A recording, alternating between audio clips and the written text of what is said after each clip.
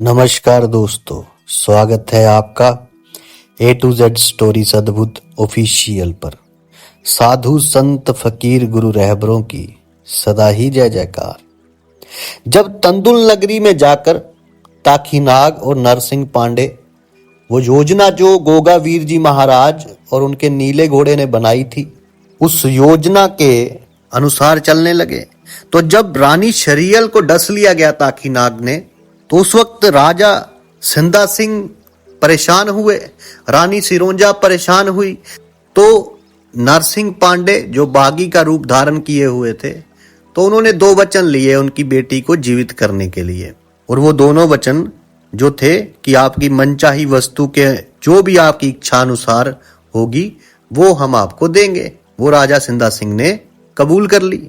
अब आगे इसके बाद क्या हुआ कि नरसिंह पांडे ने मन ही मन मंत्र पढ़कर रोली, चावल, फूल, बताशे मंगवाकर लोगों को दिखाने के लिए पूजा अर्चना का अपना माया जाल फैलाया और महायोगी गुरु गोरखनाथ जी महाराज का स्मरण कर लूना चमारी फूरो बाचा ये कहा ही था। तभी ताकीनाग जो पहले से ही इस घड़ी का इंतजार कर रहा था, तेजी से आ पहुंचा और नरसिंह पांडे के पास आ फन फैलाकर खड़ा हो गया। अपने सामने सर्प देवता को फन फैलाकर खड़ा देख नरसिंह पांडे बोले, हे सर्पराज, सही सही बताओ, तुमने इस निर्दोष राजकुमारी को क्यों काटा है? ताकी बोला, इसने मेरे फन पर पैर रख दिया था। नरसिंह पांडे बोले, जो तुम अपना भला चाहते हो तो इस कन्या का पूरा जहर चूस कर इसे भला चंगा करो, तभी तुम्हें क्षमादान मिलेगा। इतना कहकर राजकुमारी के पैर को ताकीनाग के सामने कर दिया। ताकीनाग ने अपने आप को बेबस सा दिखाकर जो योजना थी नरसिंह पांडे की आज्ञा का तुरंत ही पालन किया। राजकुमारी श्रीयल के पैर की काटी हुई जगह को अपने मुंह से जहर चूसना शुरू कर दिया। अब कुछ देर में सारा जहर चूस जाने पर राजकुमारी अपने गुरु जलंधरनाथ योगी जी का स्मरण कर उठकर बैठ गई। सारी जनता में खुशी की लहर दौड़ गई, सबके चेहरों पर प्रसन्नता दिखाई देने लगी। रानी सिरोंजा अपनी लाडली बेटी श्रीयल को अच्छा हुआ देख पागलों के समान दौड़कर उसे गले से चिपटा कर जी भर कर रोई।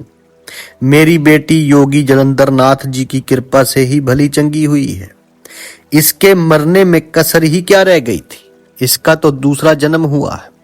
मेरे गुरु ने ही इस महान परम योगी संत को यहाँ भेजा है। रानी सिरोंजा ने अपने गले की कीमती मोतियों की माला तोड़कर उसके मोती अलग करके राजकुमारी श्रीयल के शीश पर न्योछावर कर फकीरों को बंटवा दिए।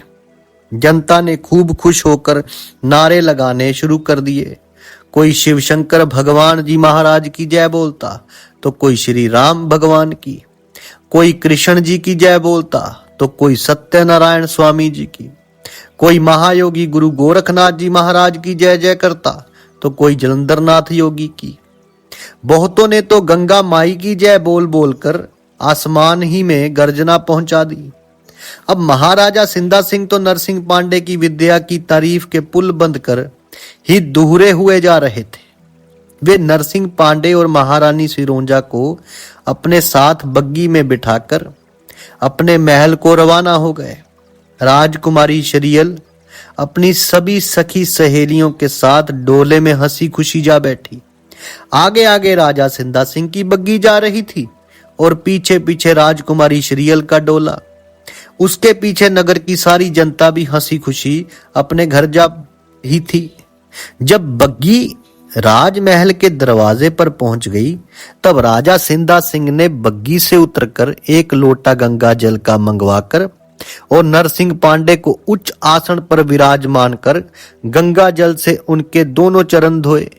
खीर पूरी जिमाकर पान सुपारी से खूब खातिरदारी की और हाथ जोड़कर बोले, कृपा कर अब अपने वरदान की दोनों वस्तुएं मांगकर मुझे अपने ऋण से ऋण करो। अब राजा सिंधा सिंह जी की बात सुनकर नरसिंह पांडे जी बोले, राजन, आप तो तोमर वंशी राजपूत हैं, अगर मेरी मांग से आप अपना वचन ना निभा सके तो रहने दो। मैं किसी का दिल दुखाकर कोई वस्तु मांग लेना उचित नहीं समझता हूं। राजा सिंधा सिंह बोले, आप अभी तोमरवंशी राजपूतों को जानते नहीं। हम लोग अपने वचनों के कितने पक्के होते हैं। वचन बदलने के बदले गंगा जी में डूब कर मरना अधिक पसंद करते हैं। आप आज्ञा करें तो मैं अपने हाथ से अपना शीश काट कर भी आपको भेंट करने में नहीं हिचकिचाऊंगा। मैं अपना सारा राजपाट क्या, अपनी प्राण प्यारी महारानी सिरोंजा को भी बलिदान करने में जरा भी अधीर नहीं होऊंगा। इस प्रकार राजा सिंधा सिंह ने अपने महल में सबके सामने जोश में भरकर ये वचन कहे। वहां पर राज कर्मचारी, सारे दास दासियां, रानी सिरोंजा और राजकुमारी श्रीयल भी धीरज धरे खड़ी हुई थी।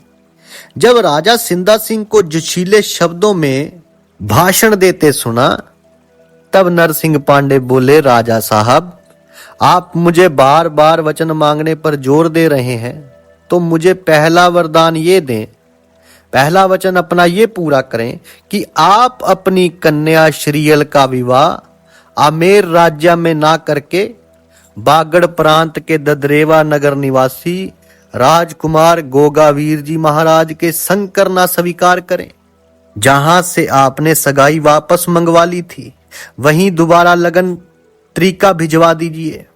आप चाहे तो आमेर वालों को भी मना ना करें। दोनों बारात संग संग आने से भी आपको कोई परेशानी पैदा नहीं होगी। जो बल में बलवान होगा वही दुल्हन को ब्याह कर अपने संग ले जाएगा। आप दोनों वीरों का रण कौशल देखकर जीतने वाले के गले में राजकुमारी जी से वरमाला डलवा देना।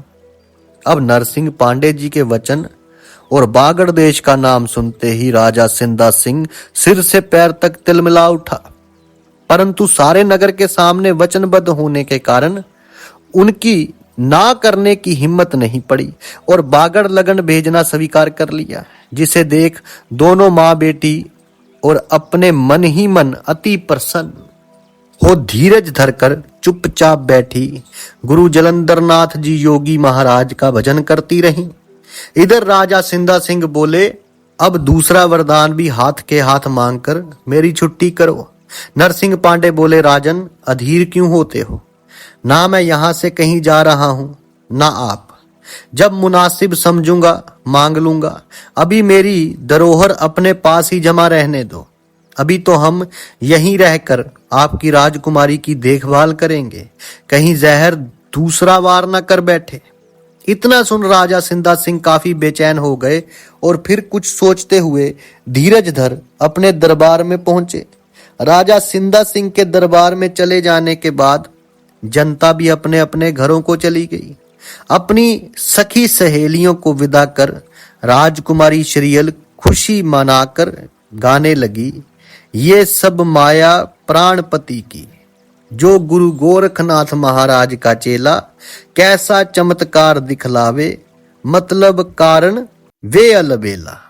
अब इसी प्रकार गुनगुनाती महायोगी गुरु गोरखनाथ जी महाराज और अपने पति गोगावीर के गुण गाती मधुर नींद में सो गई। नरसिंह पांडे और ताखी नाग दोनों मनुष्य रूप में जाकर राजा सिंधा सिंह की अतिथिशाला में भांति भांति के मोहन भोग जीम कर आनंद करने लगे।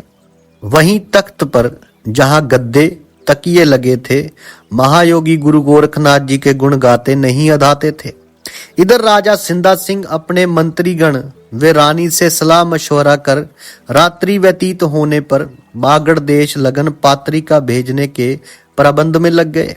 उन्होंने तुरंत ही राज पुरोहित को बुलवाकर लगन पत्रिका पूजन करने का प्रबंध किया। इधर राज कर्मचारियों और दास दासियों ने सारा प्रबंध कर दिया। तब तक नरसिंह पांडे और ताखी नाग भी मनुष्य चोले में महल के दरबार में आ पहुंचे, जहां लगन पात्रिका लिखी जानी थी। जब ये दोनों मूढ़े कुर्सियों पर विराजमान हो गए, तब राजा सिंधा सिंह रानी सिरोंजा और अपने भतीजे हरि नारायण को एकांत कक्ष में इशारे से बुला सलाह मशवरा करने लगे। तब ताखी बोला, पंडित जी, आप यहां विराजें, अभी यहां काफी देर मालूम पड़ती है। पूजा करने में काफी वक्त लग जाएगा। इतने में भाभी श्रीयल के कक्ष में जाकर अपने साथी भूरिया नाग की ही पूछताछ कराऊं। ये भूरिया नाग दोस्तों वही है जो मनी माला थी गोगा जी ने दी थी, ये वही थी, भूरिया नाग ही मनी माला था। तो उन्होंने कहा उसका हाल चाल पूछ लूं कि बेचारा जीवित भी है या भूखा प्यासा मर गया। इतना सुनकर नरसिंह पांडे बोले, राजकुमारी के कक्ष में बाद में जाना, पहले मक्खी का रूप धरकर राजा रानी के कक्ष में पहुंच जाओ, ये पता करके आओ कि वे हमारे खिलाफ क्या षड्यंत्र रच रहे हैं। हमें भी तो अनेक सलाह मशवरे की जानकारी मिलना बड़ा जरूरी है।